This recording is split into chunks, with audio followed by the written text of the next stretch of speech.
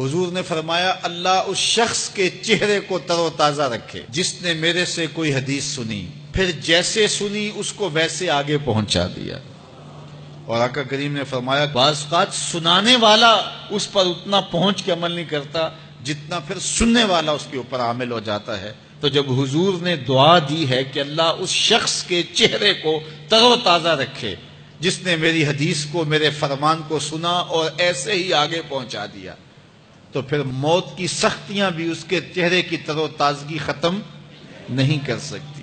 پھر قبر کے لمحے بھی اس کے چہرے کی تر و تازگی کو ختم نہیں کر سکتے۔ حشر کے دن لوگوں کے چہرے مرجھائے ہوں گے، جس کو رسول اللہ کی دعا ہے اس کا چہرہ اس دن بھی تر و تازہ ہو۔ تو حضور علیہ الصلوۃ والسلام کے فرامین کو سننا، دیکھیے جو تفصیلی علوم ہیں ان کو حاصل کرنا، سیکھنا، یہ ہر ایک کے لیے فرض نہیں ہے، لیکن جو ضروریات دین ہیں ان کو سیکھنا یہ فرض عین ہے، یہ ہر ایک کے اوپر فرض ہے۔ اگر کوئی نہیں سیکھتا تو وہ گناہ گار ہے، اور اس میں نماز کے مسائل ہیں، روزے کے مسائل ہیں، حج کے مسائل ہیں، زکوٰۃ کے مسائل ہیں، اگر کاروبار کرتا ہے تو بیع و شراء کے مسائل ہیں، اور کفر اسلام کی ضروری باتیں ہیں کہ کفر کیا ہے، اسلام کیا ہے۔ تو یہ ساری ضروری چیزیں جو ہیں ایمانیات سے جو تعلق رکھتی ہیں، ان کا سیکھنا جو ہے ضروری علوم کا، یہ ہر ایک کے اوپر فرض ہے۔ تو اس لیے آپ لوگ اپنا وقت کچھ نکال کر کے جو ہے وہ اس کے لیے صرف کریں، اور ضروریات دین سیکھنے کے لیے کچھ فرصت کے لمحے نکالیں۔ لوگ کتنے طویل ڈپلومے کرتے ہیں، کاروبار سیکھتے ہیں، کن کن علوم میں مہارت ہے جو ہمارے لیے بالکل غیر ضروری ہے۔ کسی نوجوان کے پاس بیٹھ جاؤ نا تو وہ تمہیں بتائے گا کہ کس کرکٹر نے کس میچ میں کتنے سکور کیے تھے، لوگوں کی یہاں تک معلومات ہیں، اور وہ 15 سال پرانا میچ ہے، اس کے اندر کس نے کتنے آؤٹ کیے تھے، کتنی وکٹیں لی تھیں، کتنے جو ہے وہ اس نے سکور کیے تھے، اور اس کی پوری زندگی کے سکور کتنے ہیں، کیسی کیلکولیشن ہے، اور کس قدر لوگوں کا پکا حساب ہے۔ یہ وہ چیز ہے جس کا نہ دنیا میں فائدہ نہ آخرت میں فائدہ، لیکن دلچسپی ہے نا، جس چیز سے دلچسپی ہو تو وہ چیز خود بخود ازبر ہوتی چلی جاتی ہے۔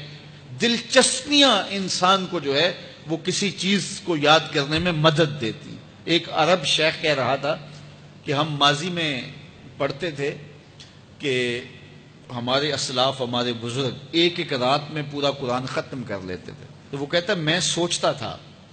کہ ساری رات قرآن بندہ پڑھتا رہے تو کس طرح ممکن ہے۔ تو کہتا ہے میں اپنے بچوں کو دیکھتا ہوں کہ وہ جو ہے وہ موبائل کے ساتھ لگے رہتے ہیں، اور فجر کی اذان ہو جاتی ہے تو وہ تب چونکتے اچھا رات گزر گئی۔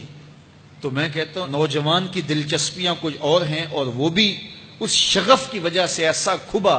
کہ رات گزر گئی اور اس کو پتہ ہی نہ چلا۔ تو جن کو قرآن کا نشہ ہو گیا تھا ان کی ساری راتیں قرآن میں گزر جاتی تھی، اور ان کو پتہ ہی نہیں ہوتا تھا کہ رات بھی گزر گئی ہے، اور اذان ہوتی تو پھر پتہ چلتا کہ اچھا رات گزر گئی ہے۔